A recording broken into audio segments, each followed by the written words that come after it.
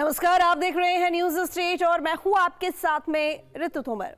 उत्तराखंड के उत्तरकाशी में टनल में फंसी जिंदगियों को बचाने की जद्दोजहद जारी है।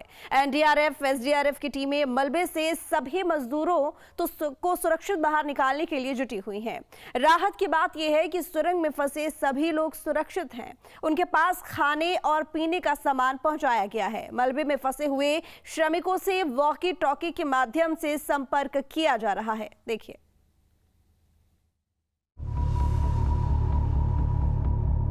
टनल में ऑपरेशन जिंदगी, मुश्किल में 40 जान, कौन जिम्मेदार? दिवाली पर उत्तरकाशी के सिलक्यारा में कई जिंदगियां टनल में फंस गई। एक तरफ जहां पूरा देश धूमधाम से दीपावली का उत्सव मना रहा था, वहीं दूसरी तरफ उत्तरकाशी में 40 जिंदगियां मलबे में दब गई। ये तस्वीरें उत्तरकाशी के सिलक्यारा बैंड के टनल की है, जहां टनल में फंसे मजदूरों को बाहर निकालने का जद्दोजहद जारी है। एनडीआरएफ, एसडीआरएफ की टीमें मलबे में फंसे सभी मजदूरों को सुरक्षित बाहर निकालने के लिए जुटी है। सिलक्यारा टनल हादसे को आज तीसरा दिन है और यहाँ पर पूरी टीमें अभी भी लगी हुई है कि जो अंदर 40 जिंदगियां फंसी हुई उनको निकालने के लिए लगी हुई है। टनल में फंसे मजदूरों को निकालने के लिए प्लान बी पर काम शुरू हो चुका है। जिन पाइप का इंतजार किया जा रहा था वो ड्रिल मशीन के साथ यहाँ पहुँच गए हैं। लिहाजा पंडित को बुलाकर इन पाइप और ड्रिल मशीन की पूजा कराई गई और उसके बाद इन्हें फिट करने के लिए ड्रिलिंग का काम शुरू हुआ। कुछ पाइप अंदर भेजे गए हैं, इन्हें फिट किया जाएगा। तीसरे दिन भी इस सुरंग से बचाव कार्य जारी है। मैं दिखा दूं, नई टेक्निक अपनाई जा रही है। ये जो लोहे के पाइप्स हैं, इन्हीं का इंतजार हो रहा था। इनके कुछ पाइप अंदर फिट करने का काम चल रहा है और इनके जरिए सुरंग बनाई जाएगी। सामने जो सीमेंट के पाइप रखे हैं वो पहले से इसमें फिट थे, लेकिन ना जाने क्यों इन्हें निकाल लिया गया। ये इसलिए लगाए गए थे कि अगर ये ऐसा हादसा हो, इनके जरिए ये एक कृत्रिम टनल होती है, इसका एक मेथड होता है, इसके जरिए आदमी निकल के आ जाए अगर मलबा हो। लेकिन ये निकाल दिए गए और उसके बाद ये मलबा गिरा। मान लिया गया था कि काम सही चल रहा है, इसकी ज़रूरत नहीं पड़ेगी। अब उसी टेक्निक पर दोबारा आना पड़ रहा है और ये एक सुरंग का काम करेंगे। इनको फिट करने के बाद ये देखा जाएगा कि कितनी देर में इन्हें निकाला जाए। वैसे 4 से 5 घंटे का टाइम इसमें बताया जा रहा है, लेकिन कुल मिलाकर इतना ज़रूर है कि अगर ये टेक्निक जो प्लान बी है कामयाब हुआ तो फिर जो 3 दिन से फंसे हुए मजदूर हैं उनको निकालने का रास्ता पूरी तरीके से साफ हो जाएगा।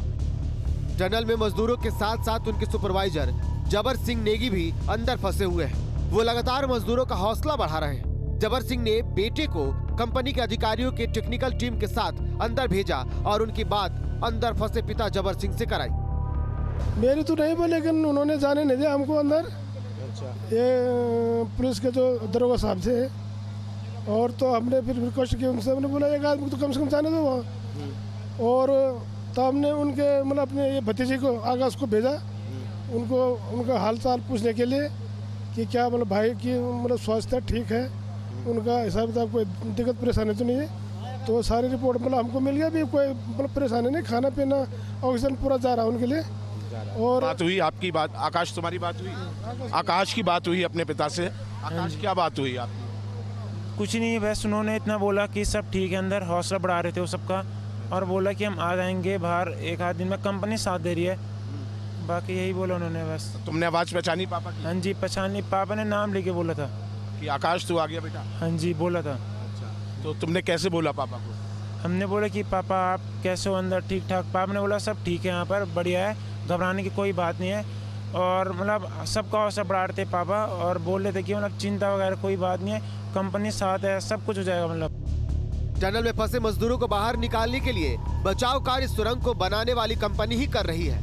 उसके सैकड़ों कर्मचारी मलबे को मशीनों से व हाथों से बेलचों के सहारे निकाल रहे हैं। साथ ही जहां से मलबा गिर रहा है उस पैच को सीमेंट का लेप कर मलबे को रोकने की कोशिश की जा रही है। टनल में फंसे मजदूरों से वॉकी टॉकी के जरिए संपर्क किया जा रहा है। इसके साथ ही पाइप के जरिए ऑक्सीजन का भी प्रबंध किया गया है और खाने पीने का सामान मजदूरों तक पहुंचाया जा रहा है। श्रमिकों के पास रोशनी के लिए मसाले भी है। देखिए, एक ड्रेनेज पाइप है, उसके थ्रू ऑक्सीजन की सप्लाई की जा रही है। फूड आइटम्स, ईटेबल्स जैसे चिप्स हो गया, चना हो गया, इस तरह की चीज़ें, टॉफ़ी, चॉकलेट्स वगैरह, ये पहुंचाई जा रही है। कम्युनिकेशन इस्टेब्लिश्ड है। दूसरी साइड जो विक्टिम्स हैं उनसे आवाज़ उनकी सुनाई दे रही है। मैंने स्वयं आवाज़ सुनी है और मैं अभी तक की जो जानकारी हमें मिली है ऑफिशियल से, कंपनी ऑफिशियल से भी, वहाँ पे काम कर रहे कम्युनिकेशन वालों से भी, कि अंदर सभी सेफ हैं। अभी मेडिकल की किसी को इस तरह की कोई ज़रूरत नहीं है, सब स्वस्थ हैं और अच्छा कम्युनिकेशन उनका सेटअप इस्टेब्लिश है। वो बाहर ये भी कम्युनिकेट कर रहे हैं कि हमारे घर वालों को बता दीजिएगा, हम सुरक्षित हैं। वहीं से हादसे पर सीएम योगी और उत्तराखंड के सीएम पुष्कर सिंह धामी लगातार नजर बनाए हुए हैं। सीएम धामी ने कहा कि मैं स्थिति पर करीब से नजर रख रहा हूं।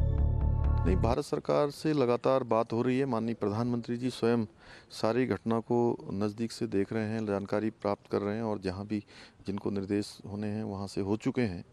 और हमने ये भी कहा है कि चूँकि टनलों का काम हमारे उत्तराखंड में बहुत ज़्यादा है, जगह जगह पर टनल बन रही है, इसलिए निकट भविष्य में हम जितनी भी टनल बन रही है उनकी भी सभी की समीक्षा करेंगे। देहरादून सचिवालय से पहुंचे आपदा सचिव ने सिलक्यारा टनल का जायजा लिया, साथ ही कंपनी के अधिकारियों के साथ बैठक कर कई जरूरी दिशा निर्देश दिए। 2 पाइप है वहाँ पे, एक पतली पाइप है जिससे हम ऑक्सीजन डाल रहे हैं, दूसरी पाइप है 300 डायामीटर का, वो 300 mm डायामीटर का, उससे हम पानी और खाने की चीज़ें हम भेज रहे हैं। उसी के थ्रू वॉकी टॉकी वगैरह भेजा गया और उनसे वार्ता हुई है। तो देर ऑल सेफ, 40 लोग हैं, सब सेफ। ये tunnel all weather road project का हिस्सा है, जिसकी लंबाई 4.5 किलोमीटर है। यहाँ दिन रात काम चल रहा था। सुरंग निर्माण में करीब 1000 मजदूर लगे थे, जो अलग अलग शिफ्ट में काम कर रहे थे। 4.5 किलोमीटर लंबी सुरंग का निर्माण 500 मीटर शेष रह गया था, जिसे फरवरी तक पूरा करने का लक्ष्य रखा गया था। मजदूर जहां काम कर रहे थे वहां 2800 मीटर गहरी सुरंग है। 4 किलोमीटर सुरंग का निर्माण हो चुका है। 2024 तक संभावित तौर पर पूरा होने वाली सुरंग की खुदाई के दौरान इसी साल मार्च में भी इसी तरह के भूस्खलन की वजह से समस्या खड़ी हुई थी। बता दें, इससे पहले भी 2021 में तपोवन में आई बाढ़ के दौरान कई मजदूर तपोवन प्रोजेक्ट की सुरंग में फंस गए थे। कई दिनों तक डंपर और जेसीबी की मदद से मलबा साफ किया गया था, लेकिन कोई सफलता नहीं मिल पाई थी। Team news state.